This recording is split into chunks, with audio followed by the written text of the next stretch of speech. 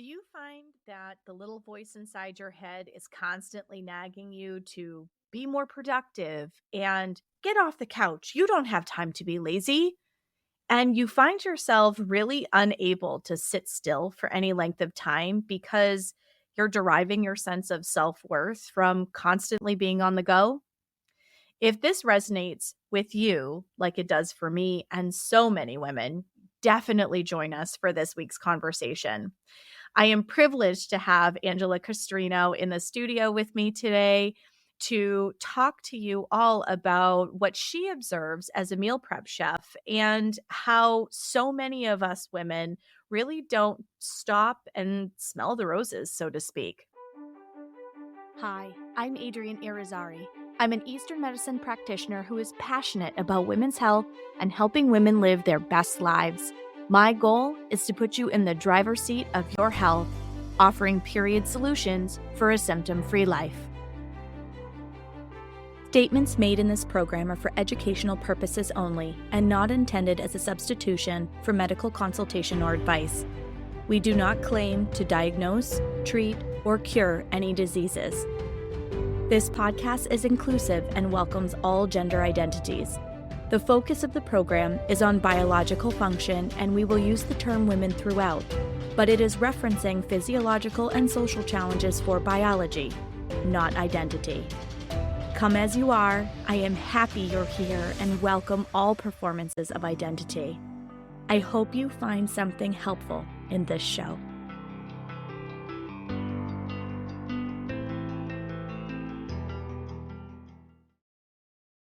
Welcome back to another episode of the Reproductive Rebel podcast. I am really excited for this conversation. I am so privileged to have Angela Castrigno, meal prep chef, New Hampshire, on the show with me today. Welcome, Angela. Thank you. I'm so excited to be here. So if any of you have followed me for a little while, my background is in Chinese nutritional therapy. So I've kind of been a food geek since the beginning. And Angela and I have geeked out about food over the course of time, and she is absolutely brilliant at coming up with really amazing recipes. So as we have had our foodie conversations, we've had some really cool themes come to the surface of some of these conversations, and it's the reason why I wanted to have her on the show today. One recent conversation that we had was about women prioritizing themselves and taking care of themselves, especially when it comes to nourishment. Now, that can come in a whole bunch of different forms. And obviously, because of Angela's expertise, we were talking about food. But, I'm going to give the floor to Angela for a couple of minutes, have her introduce her amazing self to you all. And then we're going to kind of talk about this theme about a woman's worth and what we reinvest back into ourselves. Thank you for that introduction.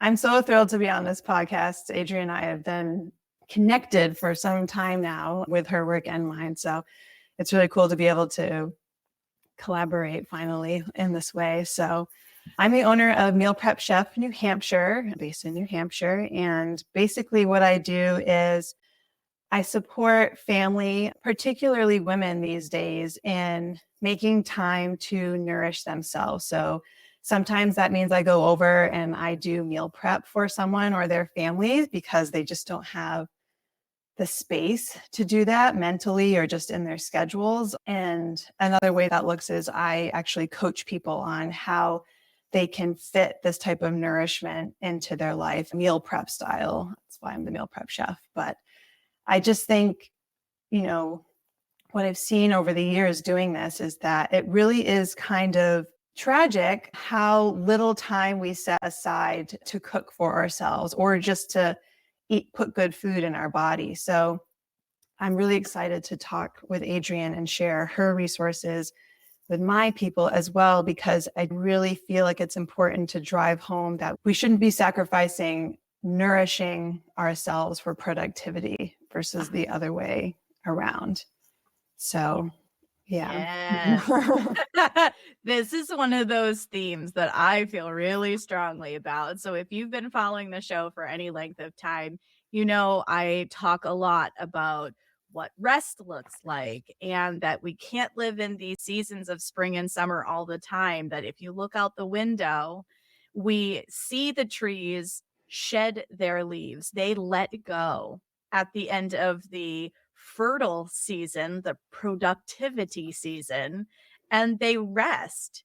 And in our daily lives, particularly in this modern world, we tend to have this nasty habit of valuing and only placing value on going 1,000 miles an hour. We almost martyr ourselves and talk about hyper productivity as a badge of honor, and how sleep deprived we are. And I haven't had a meal today. And like Yes, it's that type of stuff. glorified.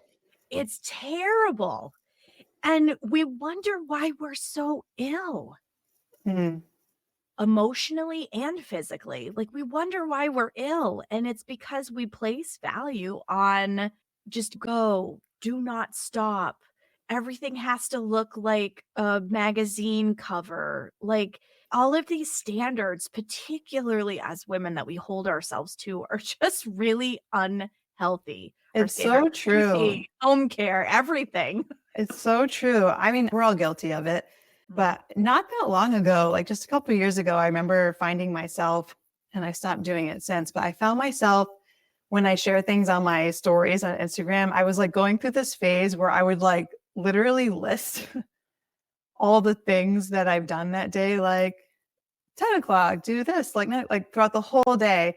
And like in a little weird way in the moment, it like felt good for me to like look at that long list and be like, yes, like look how productive I was today. And somehow if it wasn't, I would keep like thinking of things to add into it too. Like, what else did I do that I can add in? You know, it's ridiculous. It's so ridiculous. And I got to this point where I was like, what am I doing? Like, this isn't the type of life I'm trying to encourage people to live. Why am I like doing this myself? And now I take more pride truly when it's like less things on there. I'm like, wow, look at the space I've created for myself today. That feels more productive to me now. So Yeah. yeah. I love that. Well, and I remember when you were Oh, doing it's hard that still. stories. Yeah. Yeah. Oh gosh, I am equally as guilty. I sit here and talk about, yeah, we have seasons, we need to rest and all these things. Like I very mindfully, because I was raised in this culture too. I'm saturated in this just like you are. Like I remember when you did those stories and I was like, yeah, girl, get it, right? And but it's the same thing. Like I thrive off of checking boxes off a checklist. I'm like, yes, I Yeah. feel like I've And done the this praise we get today. sometimes too, like you just said, you're like, yeah, Yes. girl, get it. Like you were, everyone's commenting on that post saying like, yeah, you go, like, look at this. And like, so it's kind of like positively Yeah. reinforced. So it feels good in the moment, but it's just not sustainable It's not ever. sustainable. And that's one of the big reasons, like, I just felt so called to this conversation too, because we do place so much value in ourselves. Like, our sense of self-worth in some ways is literally measured by, do I get to check all these damn boxes today? And I used to be like hyper guilty of this. I was just going to Um, say the guilt comes in if you don't, like Heavy heavy guilt guilt. Yeah. because you feel like you're being lazy. Like, Yes, I didn't do all these exactly. things. Well, I used to stack the deck against myself, and it took me a long time to realize that I was doing that. I used to, like, put an entire checklist together. Okay, cool. But it wasn't achievable in one day. Like, when I really took a look at it and I took a step back and I was like, "Can I honestly do all of this in one day?" And I always felt like I was failing.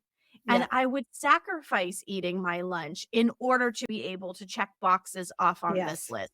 It was a snowball effect. And honestly, I worked myself into some metabolic issues because I made choices like I that. believe it.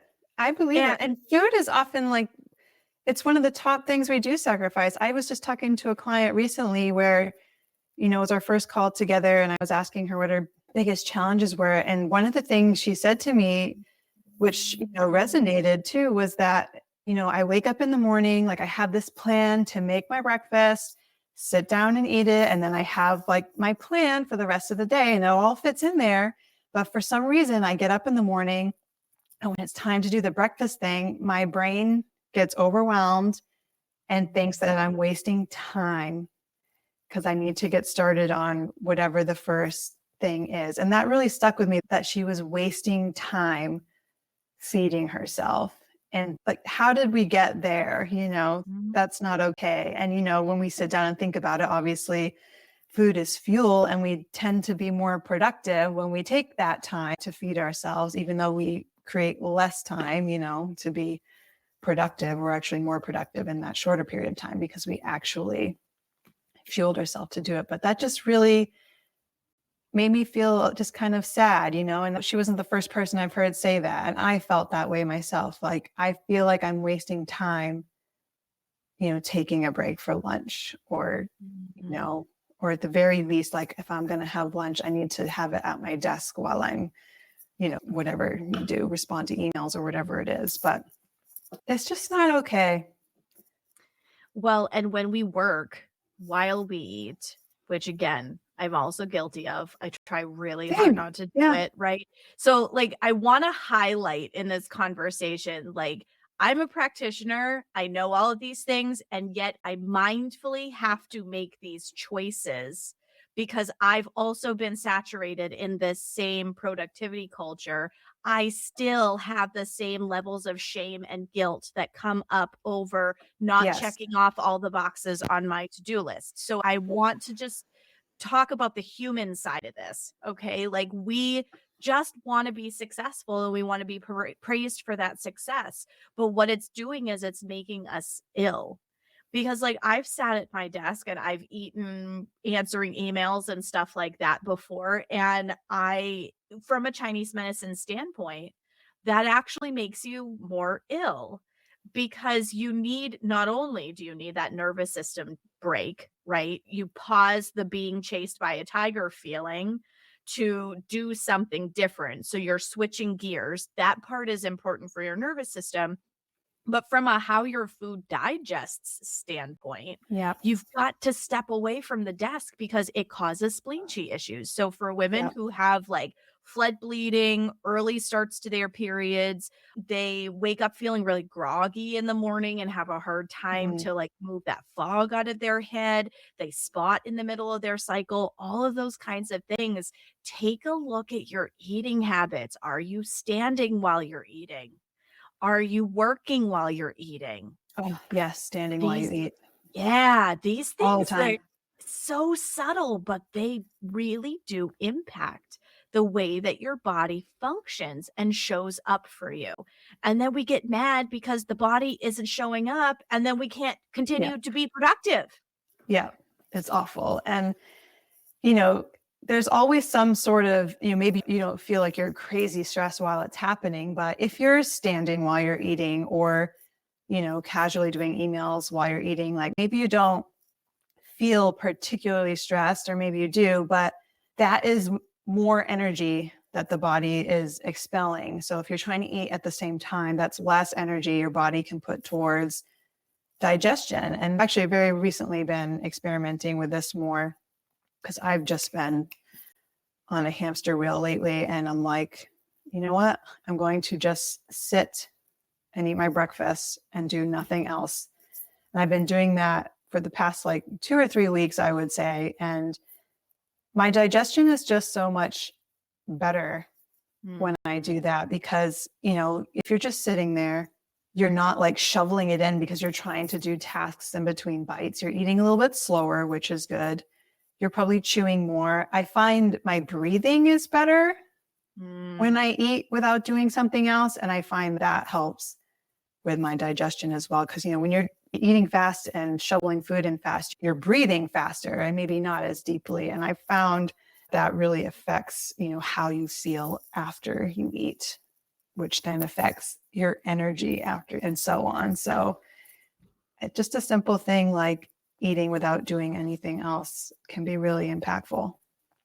Well, and digestion is that earth element in Chinese medicine. And like, if you're not processing your food well, your cycle isn't going to show up for you either. Like just bringing it back into like symptoms that people are seeing. Like I have never met a person with endometriosis that doesn't have something digestive or intestinal going on. Like there Don't is I know totally there's totally a connection there, right? Yeah. Because their body doesn't have all the nourishment that it needs, the symptoms get worse. So Yeah. when, people who have endometriosis, like there's no cure for that, but you have to manage it. And when you're managing your endometriosis, one thing that is really helpful is to take mindful eating moments, whatever those windows look like for you, and Mhm. make sure you're chewing intentionally and you're not eating distracted. And again, I'm guilty of doing this. Like I had to get into the habit where I'm like, I do not bring my phone to the table. My phone goes and lives over there on the counter because I cannot imagine that there's any crisis if all of Mm. my And family how is in the automatic house. is that for so many of us? Yeah, I was thinking Yeah. about it the other day, like, my phone's right here. Like, it's As so she chucks the automatic. phone across the I room did, for everybody yeah. who didn't see Like, why that. is it there? I don't need to be using that. I'm here talking to you, you know? It's that whole, being present, being present with your food, being present with whatever you're doing. And it's crazy how attached, like, it's just so automatic. Like, I get off the couch to go into the other room to make a snack. I take my phone with me. Why? I Yeah. just Yeah. Oh my goodness, yes. Well, and like I just think about people that I see, when I go out to eat or whatever, and if they're by themselves, for example, I tend to see it more when people are by themselves. Although also yeah, there are a number of people who have yeah, a phone in their hand when they're across the table from another person too, which is yeah. a That's a whole topic. nother It's a thing. topic Yeah, all unto itself. yeah, But they're scrolling while they're eating, right? This is the mindless scrolling that we do, right? So you're looking at reels, you're reading things, you're whatever. And it's like, if you can take that distraction out and really just be present with your food and how it feels going in. And sure, if you want to let your mind wander a little bit, that's fine. So Thich Nhat Hanh has this Art of Mindfulness book I read a little while ago. And one thing that I really loved about that book, and I really put into practice several years ago, and this is why my phone doesn't live next to me while I eat anymore, or it's one of the things that prompted that anyway, because as somebody with celiac, my digestion is definitely not my friend. Mhm. So he said that mindfulness can be found in any small task. So it could be washing the dishes, how the water feels on your hands, between Yeah. your fingers, the temperature. You're paying attention to like how your hands are moving through space, like all of that kind of stuff. Like it could The be something senses. as mundane as washing dishes. And yet there's so much that you can do to be fully present with that particular activity. Eating is absolutely no different. How we eat, the construct around how we eat. Like, I refuse to let my children eat food in front of the television. You eat more, you're not conscious Good of the on you. activity. Like, I only have one television in my house, and even that is, like, a challenge sometimes, It but, is. Just like the like, phone, automatic.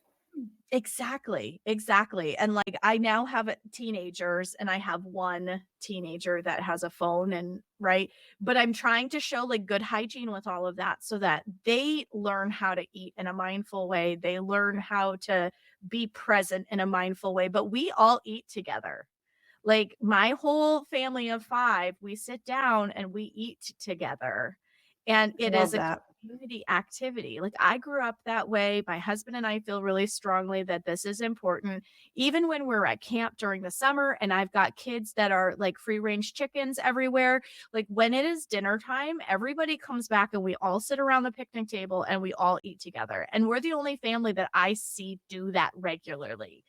And for me, it's all about presence and being really embodied and connecting with the people that Yeah. matter most to you that are like right here in front of you.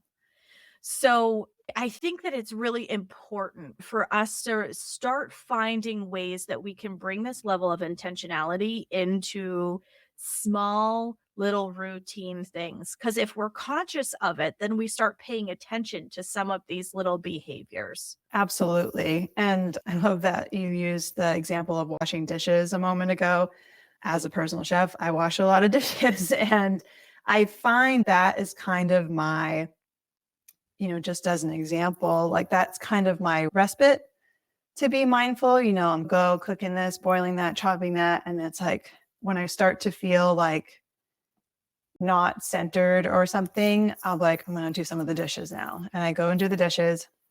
And it's almost like this brief sort of meditative period where, because it's like, you don't really have to think about washing dishes that much, So it's breathing, it's feeling the water, it's, putting the care into taking care of, the things that help you provide this food. And I think presence is a big part of this, and also, gratitude.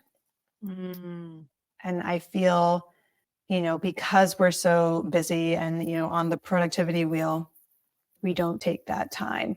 So being present and also expressing, even if it's just, thinking about it in your head, like your gratitude for the food you're eating, or the gratitude for, if you're washing dishes, so I'll just keep going on that example, oh, I'm so glad like I have, these plates, these clean plates to eat my food off of. I'm so glad that I have these tools so that I can provide myself or my family or whoever homemade healthy meal, that I know everything that goes into it. I'm so thankful that even when you're working, just like, oh, I'm glad that I have, this means to support myself. And I'm saying this, I think, because if you're struggling to be present, because being present is difficult because of, I think for a lot of people, it's stressful to be present because it's silence sometimes.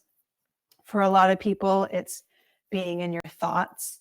It's being uncomfortable sometimes, I think, for some people. So if you're struggling, trying to think of like, oh, well, like, what do I do while I'm trying to be present? Like, what am I supposed to think about while I'm just eating, just eating? But, that could just be a place to start. Just say, gosh, I'm really glad that I can just sit here and nourish myself with good food. Now I'm going to take this one step further, because we're talking about being grateful and what we do with this time. And we really have lost the ability as a culture to be alone with our thoughts. We're in probably the deepest level of escapist culture in history right now, between recreational opportunities and alcohol. I mean, think about the number of wine o'clock shirts that you can find out there. Like, I'm not saying that to shame anyone. I'm saying that this is culturally where we've kind of brought the needle, right? So we don't, in general, as a practice, spend a lot of time alone in our thoughts. And some of that is because our thoughts, that little inner critic voice inside of our brain, can be a real jerk. A total jerk. A total jerk. Yeah. I love Check off all the things on your list, man. It's like, leave me alone, jerk. Like, so do you think, this is where I'm taking this like one step further. Like, do you think that part of why we don't prioritize being able to take that time to make ourselves breakfast or lunch? For me, it was lunch. I was guilty of that. I would get breakfast in, and then I would just completely bypass lunch because I would allow myself to be too busy. And then I would eat too much at dinner and I felt like crap. Yep. So do you think that is because our inner critic sabotages our sense of worth? That we don't deserve? Yeah, 100%. We said it earlier. No, it's like that guilt feeling. Like, that's the feeling. It's like when I ask people, it's like, well, what's wrong if, sit down and do this for a minute or whatever. And they're just like, they say, and you said this word already, they say, well, I feel guilty or I feel lazy. And they're just like sabotaging their self-worth, like immediately. immediately where people's minds go to if you ask them, like, well, what does it feel like for you when you sit down to read, or maybe it is just to watch like an episode of some silly show on TV? Like, what feels so bad for that about that? Like, why can't you relax doing that? And I struggle with that huge. Like, I'm not a TV person because I literally cannot relax when I'm watching TV, and because I feel like I need to be doing something, and this just reminded me of something that happened not too long ago. I was at home. I can't remember why I was doing it, but I was like, I'm going to sit down and watch a movie. Like, I was home alone. There wasn't a whole lot going on, and it was a rainy day. And I was like, I'm going to sit down and watch a movie that I want to watch by myself. And it was really hard and weird. Like, I kept getting up and doing other things, and I couldn't just sit there. And when my partner came home, and when he comes home, I am not sitting on the couch watching TV ever. I'm busy doing something in the house somewhere. He's the one who will turn the TV on first. Mm-hmm. And so he comes home, and I'm on the couch watching TV. And my immediate reaction when he opens the door and he looks at me, I'm like, I'm watching TV. like nothing to see here, Yeah. It's not what it looks like. I'm not sitting here not being productive, like that kind of energy. And my response, and he was just like, cool, watch TV, babe, it's just, and afterwards I was like, why did I feel so weird about that? It's like I was almost looking at the door while I was watching the movie to see when someone was coming in so I could like get up and do something or something. I don't know. So I think it runs really deep for a lot of people, the self-worth piece. Oh, I just felt like my whole body turn on when you said that, because like I do the same thing, and I don't think I even realize that I do. Like, I'm always moving too. I'm doing something, I'm herding my children, whatever it is. And like, my husband doesn't come home. Actually, I think he's noticed it more than me, because recently we do sit down as a family to watch TV at the end of the day, but we'll watch like a couple episodes of a show or whatever. Sure. And again, we do it all together as a family, right? Like, it's like intentional. our connecting point at the end of the day. Yeah. Well, but Adrienne still does stuff during that time. She sits and steams. She stands on her vibration plate. She stretches on the floor. Like, I still feel like I have to. What is everybody else doing? Sitting. They're just sitting watching the TV. Yeah. And so like my husband recently, and it's so funny that you say that, because I didn't even really consciously think about it until you were explaining your movie situation. I didn't either until it happened. I was like, the way that he reacted to my reaction was like, that was the thing that made me be like, why was that a thing? It's just, yeah. I feel like that pressure for me increased when I had kids. Like, I had my daughter, and then when my husband and I got together, we became a blended family. So I went from being a single mom of one to a mom of three very quickly. And when they were really little, because they were super little when we got together, there was always something to do. There was always toys to pick up. There was always like clutter somewhere. Somebody had, was potty training and missed the toilet. Like, there was always something. And so like, I just never ever sat down, and I don't remember ever seeing my mother sit down. My mom got a little 9-inch TV that stuck in the corner of the kitchen, and we had this, and I'm going to date myself really bad saying this, so, buckle up for any of you who are like under 30, but we had this thing called rabbit ears, and it was like this little box that like sat on top of the TV, and like there was a box on her TV, so whatever we were watching in the living room, she could watch while she was washing dishes, while she was prepping food. Like, remember those little tiny TVs? Yes, that's exactly what it was. Yeah. Yes. Okay, that's what I thought. It still has that to this day in this kitchen, and like, it's not flat screen. It's like this big, deep thing that sits in the counter, right? So she still uses it. But we would watch a movie together as a family, and like all of us, my dad, she's in the other room, and she was in the other room doing something, right? So like, we had this behavior modeled for us. And recently, my husband has started handing me the remote control at the end of the evening, like while I'm actually sitting next to him on the couch. The part that's actually keeping me a little less mobile is I like cuddling my puppies on my lap. So Oh, that yes, does of keep me course. sitting in one Yeah. place a little bit longer, but I still sit and steam. And I now have a puppy that like lays on the hassock next to where I'm doing my pelvic steaming. And he's like Oh, waiting for me to get done so that he could come and sit on my lap, which is really cute. oh my But like, God. I want that to be my life. but but, like, as I'm going through this, I'm like, "Oh, man." And I said, "Why do you keep giving this to me?" He goes, "Because you always say, like, you never control the television." And it's true. Like, I never Yeah. watch anything that I wanna watch by myself. I never sit down and just turn it on if the room is empty. The Do you television stays also off. feel, yeah. So I have kind of a similar thing. Like sometimes, my partner will hand me the remote, but I have this feeling of like, well, I don't know what to do. Like, I don't know what to put on, like, because I don't spend time doing it. He always controls it because I'm just like, no, if you give me the remote, I'll probably just turn it off and do something or just not choose anything. And then so eventually I just don't choose anything and he'll take it back and put something else on. I appreciate what he's doing because he's like, oh, I've been monopolizing the TV. Like, why don't you pick something? And I just like don't even know what I want in that Mhm. moment because I don't know what would relax me or make me, laugh or relax or whatever. So, which brings on another point. It's like we're so productivity driven. It's like we don't even know what to do when we have the time for real to relax. I don't know if you can relate to this, but it's like I find sometimes when I have open space, I actually get kind of like anxious and antsy of like, oh my God, nothing's on my calendar tomorrow. That doesn't happen often, mind you, but like nothing's on my calendar tomorrow. Like, what am I going to do? It's almost like a panic, which is so sad saying that out loud, but it's just what I'll say that I'm like, oh, I'm going to do tomorrow. I have all this time.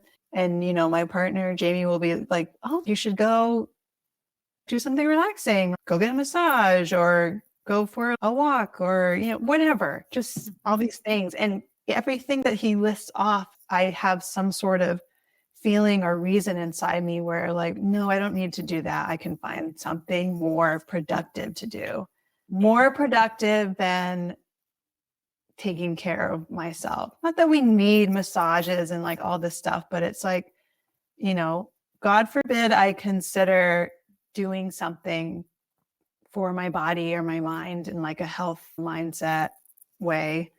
Like, God forbid I put more worth on that than, cleaning the garage. I don't know. Yeah. But It's almost like feeling worthy of pouring back into your own cup. yeah.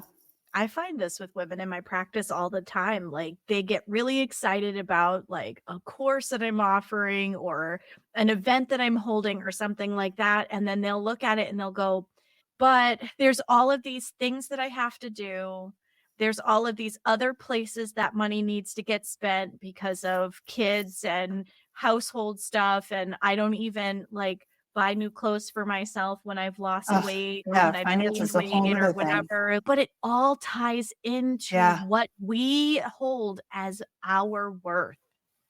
Yeah. Do we feel that we are worth investing back in ourselves? Whether that is buying a dress that makes us feel beautiful, and this could be a clearance $20 dress, but we will find a reason to not justify spending that $20 on ourselves. And, we find reasons to justify not taking the time to make ourselves breakfast.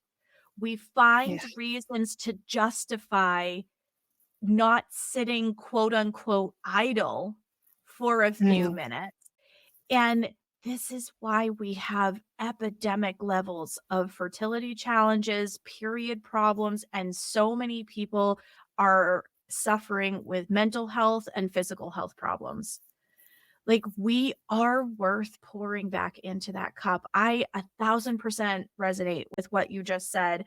I spent a lot of time, and for me, I think I was able to kind of balance the plates. And I say kind of because in retrospect, hindsight's 2020. I look back at Mm. it and I go, well, okay, maybe I wasn't balancing life as well as I thought I was. And I would go into work and people are like, "You're always so put together. You'd never know that you're a mother of 3." And it's like, yeah, because I stress myself the fuck out before I get in here to make it Yeah. look like I'm doing this all effortlessly, right? Does anybody listening resonate with this? Oh my God. I So, know they do. so, so like we do all of this stuff, and for what, right? And for me, it really came crashing down in 2020 when everything came to a standstill. And my kids just appeared at home with laptops from the school and they said, "Oh, I don't know if we're going to school on Monday." They sent us home with these laptops and then the whole world shut down. Mm. Well, I had a whole bunch of wobble in terms of needing to rethink how my practice was going to run. I had to figure out Zoom school with 3 kids, like just all of these things to try to just keep all of the balls in the air. And that is really for me when the rubber hit the road in terms of me saying, "Holy crap, like I don't value myself enough." I had worked myself into sleep issues.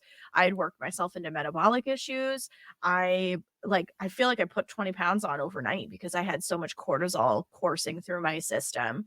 And going camping was the best thing that I ever did for me and for my family because I was able to reset that sleep clock a bit. I started getting back in touch with nature, spending more time outside, really like rising with the sun and going to sleep with those rhythms.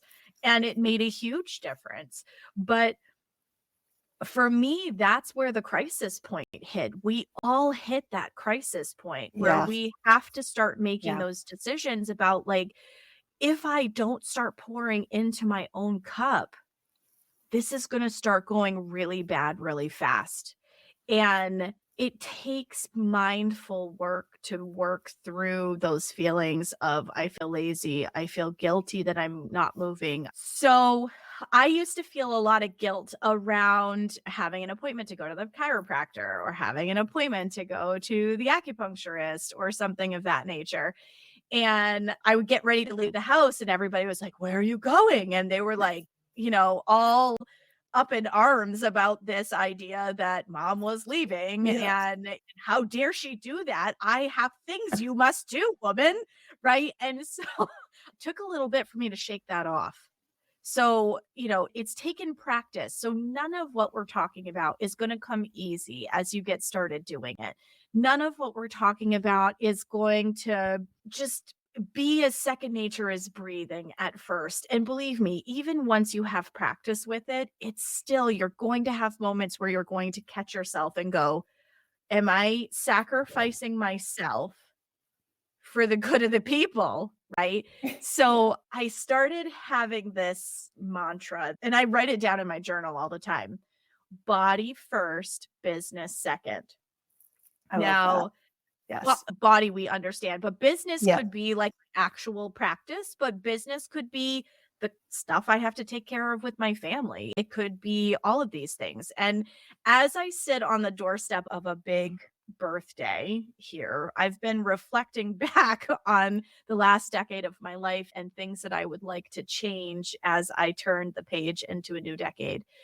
And one of the big things that comes up for me is I want to be mobile when I'm an older woman. I want to be able to live life and enjoy my life and not have my health hinder my ability to live my life to the fullest. And that requires balance. That requires me taking that time to pour back into my own cup. And I've started my days slower. Like I give myself like a full hour of meditation, a little bit of stretching, journaling, pull oracle cards, whatever it is. I do those things for about an hour. And then I get up and then I'm doing something intentional with my movement, whether that's yoga, whether that's weightlifting, whether that's riding the spin bike, like whatever it is. Like I do something intentional with my movement for another 30 to 45 minutes. And then I integrate myself into my day. Now, is it a perfect system every single day? No. I have teenagers and they get into fights with each other and I have dogs that, need to be attended to, whatever. Like life happens. But making that an intentional plan for myself, I go to bed a little earlier so that I can get up earlier, so I can allow myself a slower integration into my day. I used to be the kind of person that would roll out of out of bed and like that t-shirt that says like her feet hit the floor and the devil was like, "Oh God, she's up." Like I used to be that person where I'd be like 5,000 miles an hour right out of the gate, like just run, got to get all the things done. Right. And I was Yeah. like up at night worried about my to-do list for the next day. Ugh, As yeah. women, we need our sleep, 8 to 10 hours. We need the sleep because so much of our hormones come out of our adrenals. It's very different for men. Men can deal with a lot more sleep deprivation than we can because only 3% of their hormone production, their sex hormone production, comes out of their adrenals. The rest comes out of their testes. For us, it's like a 60-40 split, 70-30 split. We have a large percentage of our sex hormones that come out of our adrenals. And then as people get closer to menopause and they begin their perimenopausal journey, part of the reason why we feel like we're riding a freaking roller coaster the entire time is because we've burnt our poor adrenals out with this not pouring back into our cup and going 50,000 miles an hour and feeling shame and guilt and all of these things around relaxing Yeah. and pouring back into our cup. And maybe it's not a massage. Maybe you go for a walk in the woods. Maybe you take your dog for a 10 or a 15-minute walk where you're looking at the cloud animals and taking pictures of flowers as you're going and not Leaving going, your phone God, at home. we could go like Yeah. like not in a rushed way. Like I tell people, if you can take a walk at lunch, give yourself 10 or 15 minutes. Not only is it good for your nervous system, but like you're pouring back into your cup. You deserve that break. Yes. And it's so little time. Mhm.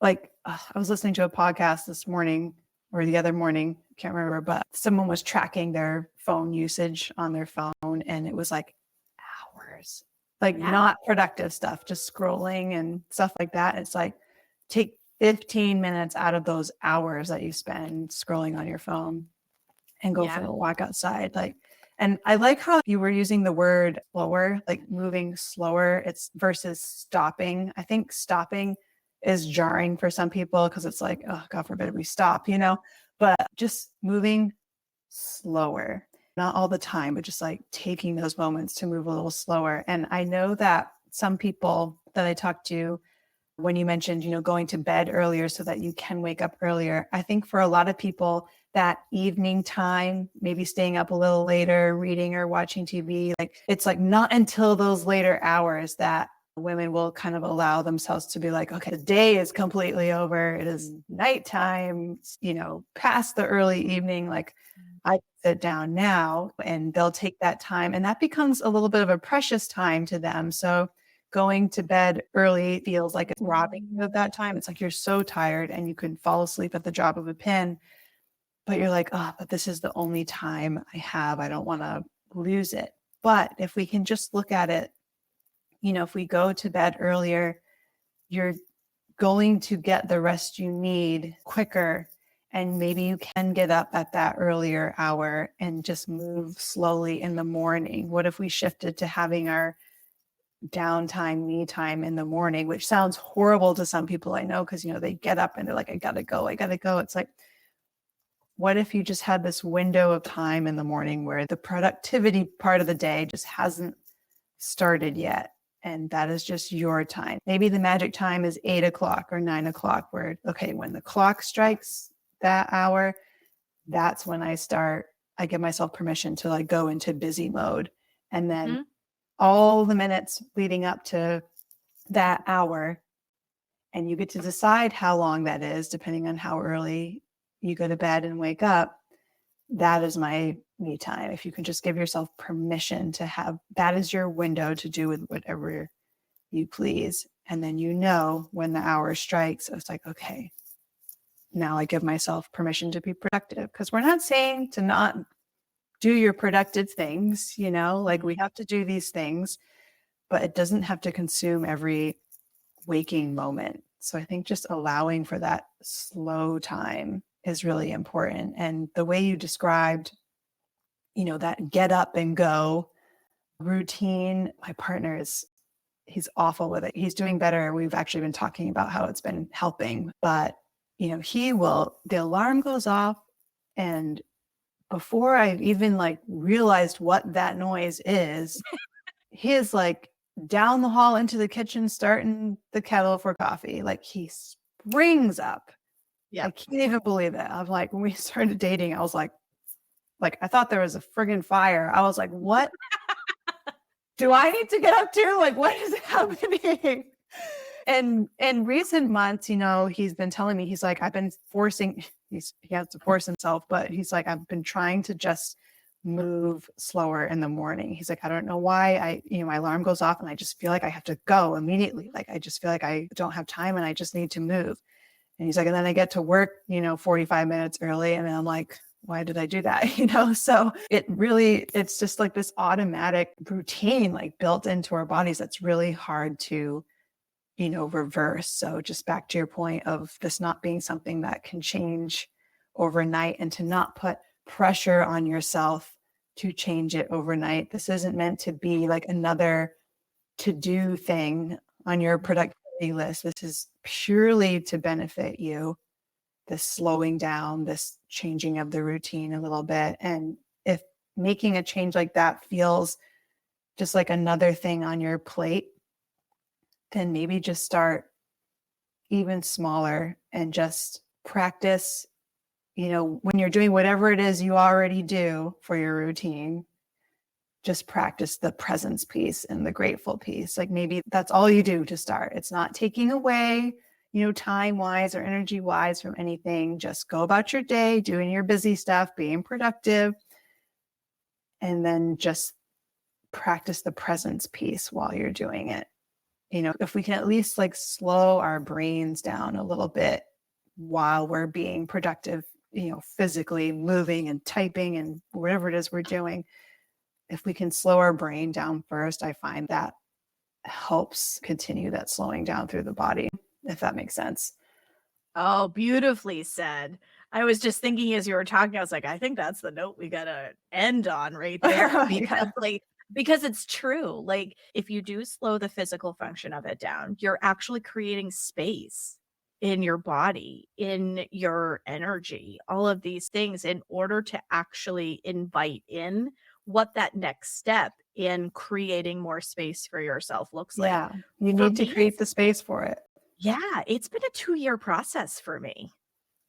It's been a 2-year process for me. So I don't want you to think that this is something that is going to happen overnight. You're going to cut all of these things out of your life. Because again, if you're doing it in a very regimented way, one, that's a very masculine energy way of looking at it, right? And anytime you keep yourself in masculine energy, you're working outside of your natural flow, which is more feminine energy. Regardless of how you identify, our hormones put us in a more feminine energy state, right? A lot of us default to sitting in masculine energy, one, because again, we default to a productive energy society.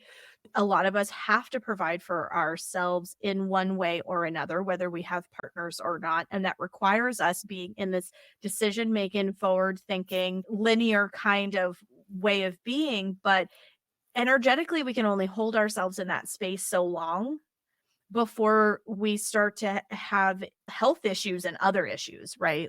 Mental health, physical health, before we start to have issues. So being able to spend that time in gratitude and being present in those moments helps us to move more into an embodied state, because you're paying attention to, how does my body feel while I'm doing this? What is it about this situation that makes me feel this way? And as we start tapping into that F word, that feelings word, right? We're starting to move ourselves more into that feminine flow, which, not to be punny about flow or whatever, but it literally does help the Please flow do. of your period. Yeah. Oh, I'm a pun master, man. But it literally helps the flow of your entire cycle, the way that your hormones communicate with themselves, the way your period shows up for you every month, all of these kinds of things. Like when you're swimming with the current, it takes less energy to go further than when you are trying to swim against it. And being in a more embodied place, you're swimming with it. It actually helps your productivity. Yes, I was just thinking that. Mhm. Always, we're so worried about it, about sacrificing the productivity by taking time to slow down, when in reality, it enhances it every time. Every Every time. time. I Yeah. find all of the creative answers to the problems that I am spinning out about drop in when I allow myself space. Yeah. 100%. So, baby steps. All of this is going to happen in baby steps. And really let this podcast be your invitation to take a look at what is working and what isn't working in the way that you're moving through the world right now. Are you allowing yourself enough time for proper nourishment? Are you allowing yourself time to decompress? Are you allowing yourself breaks during the day so that you can take a deep breath and allow that stressed out, harried, tight muscled, tight neck that often can encourage headaches kind of feeling to go, I don't have to hold the weight of the world on my shoulders right now. I'm going to be okay. This is going to be okay. I'm going to take a couple of deep breaths. I'm going to come back into my body. I'm going to ask her how she's feeling. One of my favorite ways of doing this is putting my hands over my heart. And I ask my body, like, what do you feel right now? Or how are you feeling right now? Or why do we feel this way? Right? Like if I feel that I'm tight here in my chest, because for me, that's where stress sits. Same. And then I say, what do you need? Yeah. I ask her, what do you need? That's beautiful. And not enough of us take enough time to do that. So let this show. What do you need to do? Yes. What yes. do you need?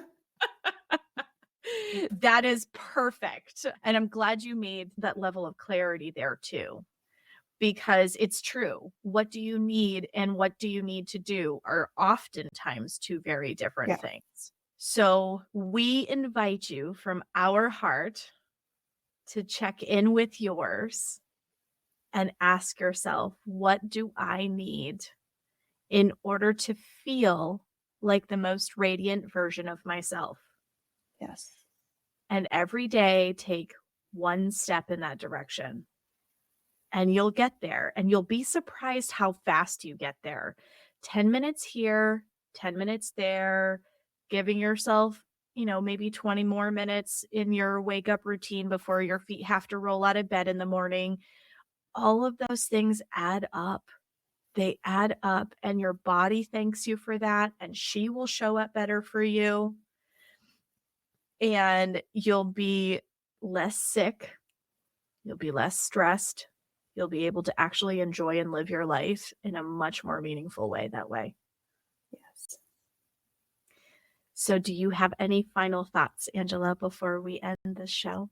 I guess the last thing I would say is at the end of the day to just be kind to yourself, which sounds kind of cheesy and cliche, but it really is just so important. The negative self-talk is so real and heavy for so many of you, and for myself too, many a times. That adds more stress than you could imagine, honestly.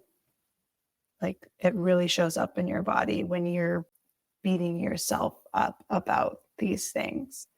So just be kind to yourself. Thank your body. Thank your mind. Allow yourself space. Allow yourself to be slow. And don't berate yourself for doing it. It's not fair to you. You wouldn't encourage someone you care about to behave the way that you're behaving or treat your body the way you're treating your body. If someone came up to you, a dear friend or a family member, and described what was going on in their life and how they're going about your life, you would say, girl, you need to slow down, right? Or something like that. You need to take time for yourself or whatever it is. And yet you are not walking that talk. And I know that is so, so, so, so hard. But in any case, just be kind to yourself. Awesome. Thank you so much for joining me. This has been an amazing conversation. I think we might have to have another one, Angela. Well, always. I could talk to you all day. You know that. So if people are looking for you, how can they reach out to you if they are interested in one-on-one coaching with you or in meal prep services if you are local to the Seacoast area of New Hampshire? Yes, and thank you for being specific about that. So I'm mostly on Instagram for social media. I don't spend a lot of time on Facebook. So on Instagram, my handle is Meal Prep Chef NH, as in New Hampshire. So Meal Prep Chef NH on Instagram, and my website is mealprepchefnh.com. And those are both good ways to reach out to me. I do check my DMs weekly on Instagram, and I check inquiries from the website pretty regularly too. And that is for both personal chef services and also for meal prep coaching, which is basically teaching you how to integrate this into your life so that you don't feel like you are sacrificing anything. Awesome.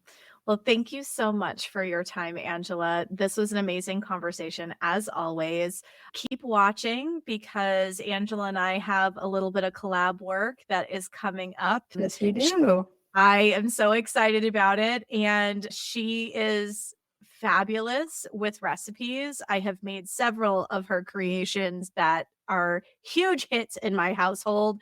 So All right. you're definitely going to want to stay tuned for that. And thank you again for joining us for another episode of Reproductive Rebel. Thank you for joining me for another episode of Reproductive Rebel. Reproductive Rebel is recorded by certified peri-steam hydrotherapist and acutonics practitioner, herbalist, and Chinese nutritional therapist, Adrienne Irizarry of Moon Essence LLC. If you are interested in setting up an appointment for one-on-one support, ordering from our store, or checking out our course offerings, visit our website at moonessence.life. Be sure to subscribe to our newsletter and get insider information on upcoming events and offerings. Join the conversation. Like and follow us at Moon Essence Me on Instagram, Facebook, or LinkedIn. Your voices make this program possible. Thank you all for your continued support.